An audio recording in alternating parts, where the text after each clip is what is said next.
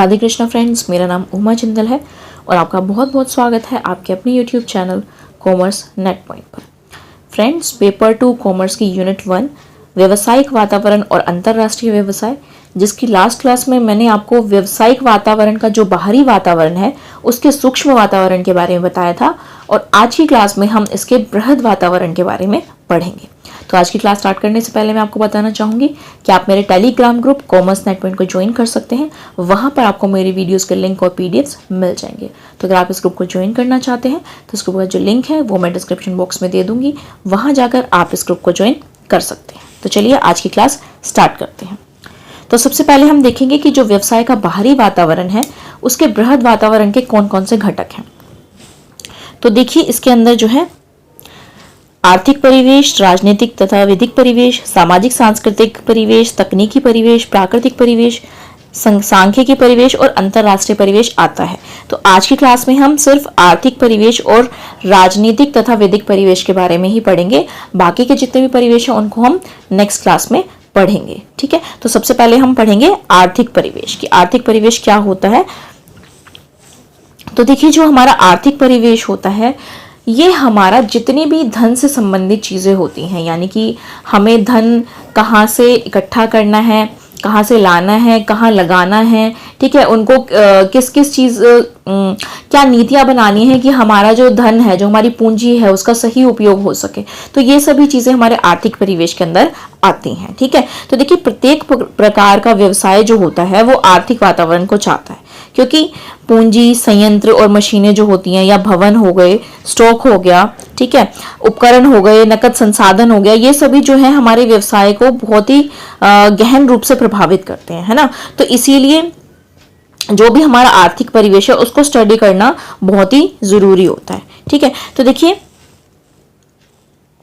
व्यवसाय के आर्थिक परिवेश में मुख्यतः 3 घटकों का समावेश होता है: देश की आर्थिक प्रणाली, देश की आर्थिक नीतियां तथा देश में विद्यमान आर्थिक दशाएं। ठीक है, तो हमारा जो व्यवसाय है वहां पर कौन सी देश के अंदर है और उसकी कैसी कैसी कंडीशन है, उसकी आर्थिक प्रणाली कैसी है, उसकी आर्थिक नीतियां कौन कौन सी हैं और उसकी जो कंडीशन है, ठीक है, फाइनेंशियल कंडीशन जो है वो कैसी है वहां की। ठीक है, तो ये सभी चीजें हमारे व्यवसाय के ऊपर प्रभाव डालती है। तो अब हम देखेंगे कि किस प्रकार से डालती है। तो सबसे पहले हम आर्थिक प्रणाली के बारे में पढ़ेंगे। तो देखिए, जो हमारी आर्थिक प्रणाली होती है किसी देश की, वो 3 प्रकार की हो सकती है। ठीक है, कौन कौन सी? सबसे पहला है पूंजीवादी आर्थिक प्रणाली। तो पूंजीवादी आर्थिक प्रणाली के अंदर क्या होता है कि जो हमारा प्राइवेट बिजनेस जो होते हैं, निजी क्षेत्र जो होता है, वो सबसे ज्यादा होता है यहाँ पर। ठीक है, लेकिन थोड़े बहुत जो कंट्रोलिंग होती है वो हमारा सरकार करती है, यानी कि कुछ नियंत्रण यहाँ पर सरकार करती है जरूर, क्योंकि चाहे सारा प्राइवेट जो है सारा काम देख रहा हो, लेकिन वो किसी प्रकार से शोषण ना कर सके, तो इसलिए जो सरकार है वो यहाँ पर केवल नियंत्रण करती है। ठीक है, कुछ नीतियों को बनाती है इस क्षेत्र के अंदर। ठीक है, तो इसकी कुछ विशेषताएं क्या हो सकती हैं, जैसे इसके अंदर क्या होता है कि क्योंकि ये खुलापन होता है इसके अंदर कि निजी क्षेत्र को यहाँ पर सभी छूट मिलती है, तो इसको हम खुले बाजार की अर्थव्यवस्था भी कह सकते हैं। ठीक है, तो इसके अंदर क्या होता है, इसके अंदर आर्थिक स्वतंत्रता दी जाती है। ठीक है, साथ ही साथ स्वतंत्र प्रतिस्पर्धा होती है कि कोई भी व्यापारी है वो किसी भी तरीके का यहाँ पर व्यवसाय कर सकता है इसके अंदर। ठीक है, कभी भी कर सकता है, कभी भी चला सकता है, कभी भी बंद कर सकता है। ठीक है, और दूसरी बात कि इसके अंदर लाभ की प्रेरणा मिलती है कि क्योंकि ये प्राइवेट होता है तो वहां पर हर पर्सन को, हर व्यापारी को ये रहता है कि हम ज्यादा लाभ कमाएं, तो क्योंकि वो उसका खुद का होता है, जहाँ पर उन्हें लाभ की प्रेरणा भी मिलती है। ठीक है, साथ ही साथ वो मैंने आपको बताया अभी कि व्यवसाय में मतलब पेशों की जो है वो चुनाव कर सकता है अपनी मर्जी से, कोई भी पेशा जो है कर सकता है वह। ठीक है, व्यवसाय कर सकता है या पेशा कर सकता है। ओके, दूसरा इसके अंदर बचत और विनियोजन की पूर्ण स्वतंत्रता मिलती है इसके अंदर। ठीक है, कि कोई भी जो व्यापारी है वो चाहे तो बचत करे या फिर उसको दोबारा से मतलब अपने बिजनेस के अंदर लगाए, तो कितनी भी बचत करे और कितना भी लगाए। तो ये होती है हमारी पूंजीवादी आर्थिक प्रणाली। ओके, उसके बाद नेक्स्ट आती है हमारी समाजवादी आर्थिक प्रणाली। तो समाजवादी आर्थिक प्रणाली के अंदर क्या होता है कि ये टोटली जो कंट्रोल्ड होती है ना, ये पूरी मतलब स्टेट से कंट्रोल्ड होती है। ठीक है, केंद्रीय जो है ये नियोजन और नियंत्रण नियंत्रण दोनों ही क्या कौन करता है, केंद्र करता है। ठीक है, यहाँ पर मतलब कोई भी अगर प्रोडक्ट बनाना है, ठीक है, तो उससे पहले किसी भी व्यापारी को क्या करना पड़ेगा, सरकार से मतलब एक सर्टिफाइड होना पड़ता है कि मुझे ये बनाना है। ठीक है, साथ ही साथ मतलब जो कोई प्रोडक्ट है उसके मूल्य वगैरह को डिसाइड करता है, वो सब भी जो है सरकार ही डिसाइड करती है। ठीक है, तो इसके अंदर टोटली क्या होता है, केंद्रीय जो नियोजन होते हैं उनकी प्रधानता होती है कि टोटल सारा जो कंट्रोलिंग किसके हाथ में होती है, सरकार के हाथ में होती है। ठीक है, तो सरकार जो है वो कभी भी किसी भी चीज में हस्तक्षेप कर सकती है, सरकारी नियंत्रण होता है। कोई भी मूल्य डिसाइड करना है या किसी की मजदूरी डिसाइड करनी है तो वो सारा कौन देखता है, सरकार देखती है इसके अंदर। ओके, इसके अंदर स्वतंत्र प्रतिस्पर्धा नहीं होती, क्योंकि जो मूल्य होता है मेनली मूल्य पर ही प्रतिस्पर्धा होती है ज्यादातर, की क्वालिटीज और प्राइस में कंपैरिजन में अगर कोई अच्छी चीज दे रहा है तो वहां पर कंपटीशन बढ़ जाता है। तो लेकिन यहाँ पर क्या होता है कि सरकार ही डिसाइड करती है, तो यहाँ पर प्रतिस्पर्धा का भी अभाव होता है। ओके, और उसके बाद नेक्स्ट आती है हमारी मिश्रित आर्थिक प्रणाली। मिश्रित आर्थिक प्रणाली यानी कि इसके अंदर जो होता है कि प्राइवेट भी होते हैं और सरकारी चीजें भी होती हैं। जैसे कि हमारी जो भारत की आर्थिक प्रणाली है वो मिश्रित ही है, उसके अंदर सरकारी चीजें भी हैं और निजी क्षेत्र भी हैं। तो इसके अंदर भी जो होता है वो प्रतिस्पर्धा होती है, कोई भी मतलब व्यवसाय अपने आप से चुन सकता है, लेकिन जो नियोजन होता है वो भी यहाँ पर भी केंद्रीय होता है। और मतलब केंद्र जो है वो कुछ ना कुछ नियंत्रण करता है व्यापारों के ऊपर, कुछ नियम लगाता है, कुछ रूल्स होते हैं जिनके अनुसार उन्हें काम करना होता है। ठीक है, यहाँ पर जो है किसी भी रोजगार को आप चुन सकते हो, कोई भी काम कर सकते हो। और साथ ही साथ इसके अंदर क्या होता है कि सार्वजनिक क्षेत्र भी आपको देखने को मिलेंगे, निजी क्षेत्र सहकारी जो होते हैं वो, और साथ साथ संयुक्त क्षेत्र यानी कि दोनों जो सरकार भी उनको मिलकर चला रही है और निजी क्षेत्र मतलब दोनों जने मिलकर जो चला रहे हैं, उस तरीके के क्षेत्र भी आपको इसके अंदर देखने को मिलते हैं। ठीक है, तो इसी तरीके से अगर कौन सी प्रणाली वहां पर लागू है उस देश के अंदर, तो उसके अनुसार ही आपको व्यवसाय करना पड़ेगा। तो इसलिए ये आर्थिक प्रणालियां जो है हमारे व्यवसाय को प्रभावित करती हैं। ठीक है, उसके बाद नेक्स्ट देखेंगे हम आर्थिक नीतियां। तो देखिए जो आर्थिक नीतियां होती हैं हमारी, कि कोई देश जो है किस तरीके से अपनी जो नीतियां हैं यानी कि काम उद्योग करने की क्या नीति है, देश की कर नीति कौन कौन सी है, मतलब देश में हमें कितना टैक्स भरना पड़ेगा, तो ये सभी नीतियां भी हमारे व्यवसाय को प्रभावित करती हैं। तो देखिए आर्थिक क्रियाओं में उतार चढ़ाव, स्थानीयकरण, निर्यात संवर्धन विस्तार, विकास, शोध, प्रतिस्पर्धा आदि उस देश की आर्थिक नीतियों से प्रभावित होते हैं।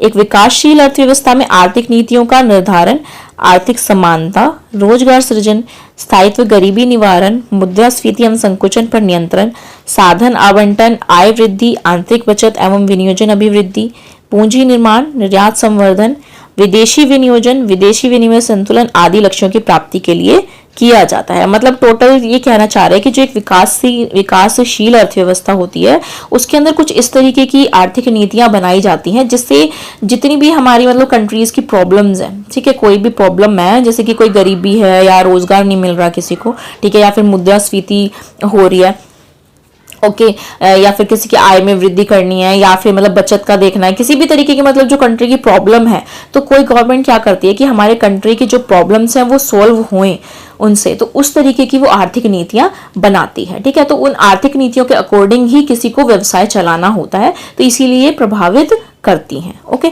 तो देखिए देश की जो मुख्य आर्थिक नीतियां हैं वो कौन कौन सी हैं, जैसे औद्योगिक नीति है, ठीक है, कि किस तरीके से अगर आपको उद्योग करना है तो वो किस तरीके से चलाना है।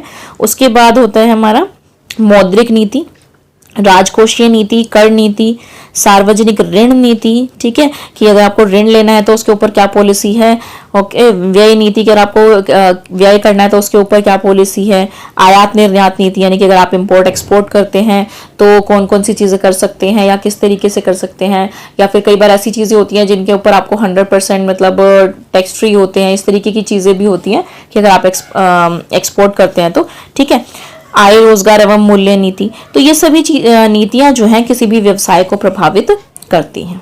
ओके, उसके बाद नेक्स्ट देखेंगे हम आर्थिक दशाएं, ठीक है, यानी कि जो कोई जिस देश के अंदर हम व्यापार कर रहे हैं उस देश की कंडीशन कैसी है, ठीक है। यानी कि देखिए क्या होता है कि जब हम व्यवसाय करते हैं तो हमें क्या देखना पड़ता है, सबसे पहले हमें देखना पड़ता है कि जहां पर हम व्यवसाय कर रहे हैं क्या हमारा व्यवसाय वहां पर चलेगा या नहीं चलेगा, ठीक है। वहां पर कंडीशंस कैसी है, जो हम प्रोडक्ट्स रख रहे हैं वो यहाँ पर बिकेंगे या नहीं। दूसरी बात कि हम जहां पर व्यापार कर रहे हैं कि हमें व्यापार करने के लिए प्रोडक्ट्स चाहिए, ठीक है, या फिर अगर हम कुछ प्रोडक्ट्स को बना रहे हैं तो उनके लिए हमें कच्चा माल वगैरह चाहिए, है ना। तो क्या उस देश के अंदर कौन सी जगह ऐसी है जहां पर उनकी आपूर्ति हो सके टाइम टू टाइम, ठीक है, या फिर वो मिलेगी या नहीं, उपलब्ध है या नहीं। तो ये सभी चीजें किसके अंदर आती है, हमारी आर्थिक दिशाओं के अंदर आती है, ठीक है। तो देखिए इनकी जो आर्थिक दिशाएं हैं वो निम्नलिखित है। जैसे प्राकृतिक संसाधनों की पूर्ति, यानी कि अगर मान लीजिए हम कुछ ऐसा व्यवसाय करना चाहते हैं जिसके अंदर हमें प्राकृतिक संसाधन चाहिए, तो क्या वहां पर हमें वो मिलते रहेंगे या नहीं, ठीक है। जैसे मान लीजिए कि अगर हम चीनी का व्यापार करना चाहते हैं, चीनी बनाना चाहते हैं, तो हमें उसके लिए क्या चाहिए, हमें उसके लिए शुगर केन चाहिए, है ना, गन्ने चाहिए। तो वो हमें देखना पड़ेगा कि कहाँ पर मिलते हैं, किस जगह पर हम अपनी जो फैक्ट्री है उसे लगाएं कि वहां पर हमें टाइम टू टाइम सप्लाई मिलती रहे। तो कंडीशंस जो है वो बहुत कुछ डिपेंड करती हैं, ओके। उसके बाद मानवीय संसाधनों का उपयोग, यानी कि मानवीय संसाधन जो है उनको हम किस तरीके से उपयोग कर सकते हैं, या फिर मतलब हमें क्या होता है कि कई बार एक ऐसी कंट्री के अंदर हम व्यवसाय कर रहे हैं जहां पर ज्यादा पढ़े लिखे लोग नहीं है, ठीक है। तो वहां पर क्या होता है कि हमें अगर पढ़े लिखे लोग चाहिए तो नहीं मिलेंगे, है ना। तो वहां पर हमें उनसे काम चलाना पड़ता है, तो उसी तरीके की चीजों को हमें वहां पे लगाना होगा, है ना। उसके नेक्स्ट है पूंजी निर्माण। पूंजी का निर्माण किस प्रकार किया जाए, विदेशी पूंजी को कैसे यूज किया जाए या उनको कैसे लगाया जाए, ठीक है। देश में प्रचलित सामान्य मूल्य स्तर, बाजार का आकार कैसा है वहां पर, ठीक है। साइज बहुत कुछ डिपेंड करता है साइज पे कि जहां पर हम व्यवसाय कर रहे हैं वहां पर आकार कैसा है। आकार मतलब कि जो जनसंख्या है वो कितनी है या फिर किस तरीके की जनसंख्या है, ये सभी बाजार के आकार के अंदर आती है, ठीक है। उसके बाद ब्याज की दरें क्या है वहां पर, उद्योगों की प्रकृति किस प्रकार की है, ठीक है। तो ये सभी किस चीज के आती है, अंदर आती है, हमारी आर्थिक दशाओं के अंदर आती है, ओके। उसके बाद देखिए व्यवसाय इनके आधार पर अपने विस्तार एवं विकास, नए बाजारों की खोज, नए उत्पादों की शुरुआत, विज्ञापन, रणनीति, व्यावसायिक उपक्रमों का स्थानीयकरण, 100% निर्यात उपक्रमों की स्थापना, विभिन्न उत्पादों का सम्मिश्रण, नई उत्पादक अभिकल्पनाएं, नए मॉडल आदि के बारे में योजनाएं एवं कार्यक्रम तैयार करता है। तो क्या होता है कि जितने भी व्यवसाय होते हैं तो उनको सबसे पहले ये सभी चीजों को देखना पड़ता है, उसके बाद ही वो अपने कार्यक्रमों को, अपने विज्ञापनों को कि किस प्रकार से देने हैं या किस तरीके का हमें व्यवसाय करना है, उन सभी चीजों को बनाता है, उन सभी चीजों को देखता है, ठीक है। उसके बाद देखिए हम नेक्स्ट देखेंगे हम राजनीतिक परिवेश, यानी कि पॉलिटिकल एनवायरनमेंट। तो देखिए राजनीतिक परिवेश यानी कि जो जिस कंट्री के अंदर, जिस देश के अंदर आप व्यवसाय कर रहे हैं वहाँ की राजनीति कैसी है, वहाँ की जो शासन व्यवस्था है वो किस तरीके की है, ठीक है। तो देखिए प्रत्येक देश में निश्चित आर्थिक प्रणाली के बावजूद सरकार एक योजनाकार, संचालक तथा आर्थिक गतिविधियों के प्रोत्साहन के रूप में महत्वपूर्ण भूमिका निभाती है, ठीक है। तो देखिए होता क्या है कि हर देश में अगर एक निश्चित आर्थिक प्रणाली है, बेशक से हर कोई अपना काम कर रहा है अच्छी तरीके से, लेकिन सरकार जो है वो एक योजनाकार संचालक, यानी कि किस तरीके से काम करना है, कैसे काम करना है, इनके बारे में वो नियमन बनाती ही बनाती है, ठीक है। साथ ही साथ अगर किसी को कुछ काम करना है तो वो उसकी हेल्प भी करती है, उनको प्रोत्साहित भी करती है। तो इसके लिए वो एक महत्वपूर्ण भूमिका जो है वो निभाती है, ठीक है। तो व्यवसाय को प्रभावित करने वाले राजनीतिक परिवेश के मुख्य घटक जो है वो निम्नलिखित हैं। तो कौन कौन से ऐसे घटक हैं जो प्रभावित करते हैं, ठीक है। तो देखिए सबसे पहले है राजनीतिक विचारधारा। राजनीतिक विचारधारा यानी कि उस कंट्री की राजनीतिक सोच कैसी है, यानी कि वो कौन सी जो है प्रणाली के अंदर किस तरीके का बिहेवियर रखते हैं। जैसे कि मान लीजिए कि हमारी जो देश की सबसे पहले प्रणाली थी वो थी हमारी मिश्रित प्रणाली, ठीक है। अभी भी मिश्रित है, लेकिन जब स्टार्टिंग के अंदर जब देश आजाद हुआ था उस टाइम जो था वो झुकाव किस तरफ था, पब्लिकली, मतलब कि ज्यादातर जो कंट्रोलिंग थी वो सारी सरकार के हाथ में थी, है ना। लेकिन इस टाइम क्या है, इस टाइम जो कंट्रोलिंग है वो थोड़ी कम हो गई है। जो सरकार के हाथ में सारी कंट्रोलिंग हुआ करती थी, इस टाइम पे वो थोड़ी सी कम हो गई और निजी क्षेत्रों के हाथों में भी थोड़ी सी पावर आ गई है। ठीक है, तो इसे कहते हैं हम राजनीतिक विचारधारा। ओके, उसके बाद नेक्स्ट है हमारी राजनीतिक शासन व्यवस्था। शासन व्यवस्था कैसी है, यानी कि जो हमारी प्रणाली है वो किस तरीके की है, साम्यवादी है, समाजवादी है या प्रजातांत्रिक, हम किस तरीके की जो शासन व्यवस्था है वो है उस कंट्री के अंदर। उसके बाद आता है हमारा राजनीतिक झुकाव। राजनीतिक झुकाव यानी कि उसके बाद है राजकीय हस्तक्षेप, नियंत्रण, विनियमन तथा उदारीकरण, यानी कि जो सरकार है उसकी कंट्रोलिंग कौन कौन सी दिशा में ज्यादा है, कहाँ पर कम है, ठीक है, कहाँ कहाँ पर कौन कौन से नियम लगे हुए हैं, या फिर कितना उदार है कोई कंट्री के अंदर कि कितने हम बिजनेस वहां पर कर सकते हैं या नहीं कर सकते। ठीक है, उसके बाद नेक्स्ट है हमारा सरकार व शासन तंत्र, यानी कि जो हमारी जो गवर्नमेंट है उसका शासन तंत्र किस तरीके का है, मतलब उसका डिजाइन कैसा है, कौन कौन से लेवल पर हमारे जो मिनिस्टर्स हैं या फिर कहाँ कहाँ पर उनको कौन कौन सा काम दिया गया है, तो ये सभी किसके अंदर आती है, हमारे शासन तंत्र के अंदर आती है। ओके, उसके बाद नेक्स्ट है हमारा केंद्र राज्य संबंध, यानी कि जो हमारा केंद्र और राज्य है उनके अंदर उनके बीच में रिलेशंस कैसे हैं आपस में। ठीक है, कई बार क्या होते हैं कि जो हमारे केंद्र और राज्य की जो सरकारें होती हैं वो अलग अलग पार्टीज की होती हैं, तो वहां पर उनके रिलेशंस इतने अच्छे नहीं होते, तो उनके अकॉर्डिंग भी मतलब हमारा जो व्यवसाय है वो प्रभावित होता है। लेकिन कई बार जो होते हैं कि दोनों सेम पार्टीज के होते हैं तो वहां पर और ज्यादा मतलब कि जो डिसीजंस होते हैं बहुत अच्छे से लागू होते हैं, तो रिलेशंस भी वहां पे काफी अच्छे होते हैं, तो ये सब चीजें भी बहुत प्रभावित करती हैं। उसके बाद नेक्स्ट है प्रशासनिक संस्थाओं का प्रारूप एवं कार्यशैली। ठीक है, तो जो हमारी प्रशासनिक संस्थाएं हैं उनका जो कार्यशैली है वो किस तरीके की है, वो किस तरीके से काम करते हैं, उनका प्रारूप कैसा है। ओके, उसके बाद है राजनीतिक स्थिरता। राजनीतिक स्थिरता यानी कि कोई जो सरकार है वो कितने समय से बनी हुई है। ठीक है, एक टाइमिंग क्या है सरकार की, जैसे कि अब मान लीजिए कि बीजेपी है, बीजेपी जो काफी लास्ट मतलब 10 ईयर्स से कह सकते हो, लगभग अराउंड 10 ईयर्स हो गए कि वो बीजेपी ही मतलब बीजेपी की सरकार है भारत के अंदर, है ना। तो यानी कि जो डिसीजंस है वहां पर बहुत अच्छे से लागू होंगे, क्योंकि इस चीज का प्रभाव पड़ता है कि जो कोई सरकार है कि कहीं वो बार बार गिर तो नहीं रही है। ठीक है, तो ये सभी चीजें जो है बहुत ही प्रभाव डालती हैं किसी भी व्यवसाय के ऊपर। ओके, उसके बाद देखिए अब हम देखेंगे विधिक परिवेश।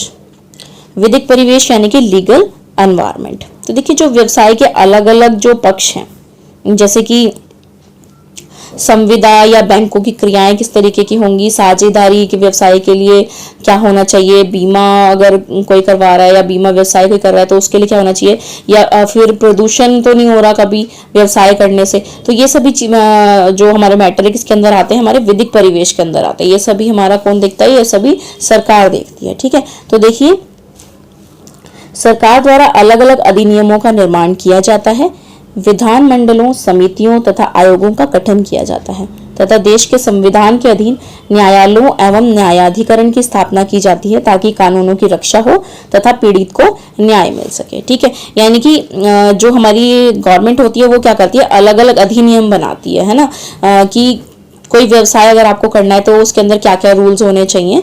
ठीक है, साथ ही साथ अगर उन रूल्स का उल्लंघन कर रहा है कोई भी, ठीक है, उन रूल्स को नहीं मान रहा, तो उसके लिए न्यायालय भी बनाती है साथ में कि अगर वहां पर रूल्स नहीं माने जा रहे तो अगर कोई उस चीज से प्रभावित हुआ है तो उसको न्याय मिल सके। ठीक है, तो ये सभी चीजें किसके अंदर आती है, हमारी विधिक परिवेश के अंदर आती हैं। ठीक है, तो जो हमारे व्यवसाय उद्योग है उनको प्रभावित करने वाले जो मुख्य अधिनियम है वो कौन कौन से हैं, तो देखिए सबसे पहला हमारा भारतीय कंपनी अधिनियम, यानी कि अगर कोई कंपनी चलाना चाहता है तो उसको क्या क्या रूल्स जो है वो फॉलो करने पड़ेंगे, इसके अंदर सभी चीजें दी गई हैं। उसके बाद भारतीय अनुबंध अधिनियम, यानी कि अगर कोई कॉन्ट्रैक्ट बेस पे काम करता है, कॉन्ट्रैक्ट करता है आपस में, तो कौन कौन से रूल्स होंगे। वस्तु विक्रय अधिनियम, यानी कि वस्तु को सेल करते समय क्या क्या चीजों की सावधानी रखनी है। भारतीय साझेदारी अधिनियम, यानी कि साझेदारी के अंदर अगर काम करना है आपको तो उसके लिए रूल्स इसके अंदर दिए गए हैं। भारतीय कारखाना अधिनियम, यानी कि फैक्ट्री के लिए इसके अंदर रूल्स दिए गए हैं। उसके बाद नेक्स्ट है बोनस भुगतान अधिनियम, यानी कि आपको एम्प्लॉयज को कब कब बोनस देना है और कैसे देना है, कितना देना है। ओके, उसके बाद कर्मचारी क्षतिपूर्ति अधिनियम, यानी कि अगर कर्मचारी जो हैं अगर किसी तरीके से आहत हुए हैं तो उनको कैसे क्षतिपूर्ति देनी है। उपभोक्ता संरक्षण अधिनियम, यानी कि कंज्यूमर्स के लिए है टोटल कि कंज्यूमर्स को क्या क्या अधिकार दिए गए हैं, उनके क्या दायित्व हैं। ठीक है, या उनको किस प्रकार से संरक्षण दिया जाता है, ये सभी इसके अंदर दिए गए हैं। उसके बाद है आवश्यक वस्तु अधिनियम, यानी कि आवश्यक वस्तुएं कौन कौन सी हैं इसके अंदर बताया गया है, और उनको उपलब्ध कराने के लिए भी सभी चीज़ों के बारे में इस अधिनियम के अंदर बताया गया है। उसके बाद है पर्यावरण संरक्षण अधिनियम, यानी कि पर्यावरण को किस तरीके से संरक्षित किया जाए, व्यवसाय चलाते समय पर्यावरण को नुकसान नहीं पहुंचाना, या फिर अगर कोई ऐसा काम करता है तो उसे क्या क्या मतलब भुगतान भरना पड़ेगा, इन सब के बारे में इसके अंदर बताया गया है। ठीक है, तो ये है हमारा व्यवसाय का विधिक परिवेश। ओके, तो आज के लिए इतना ही। आशा करती हूँ आपको मेरा वीडियो अच्छा लगा होगा। अगर आपको मेरा वीडियो अच्छा लगा हो तो प्लीज़ इसे लाइक कीजिए, और अगर आप मेरे चैनल पर नए हैं तो चैनल को सब्सक्राइब करिए और साथ में बने बेल आइकन को प्रेस कर दीजिए, ताकि वीडियो अपलोड होते ही आपको नोटिफिकेशन मिल सके। और इस वीडियो को ज़्यादा से ज़्यादा शेयर कीजिए, ताकि आपके फ्रेंड्स और रिलेटिव्स भी इस वीडियो से बेनिफिट उठा सकें। और कमेंट बॉक्स में ज़रूर बताइए कि आपको मेरा वीडियो कैसा लगा। Thank you.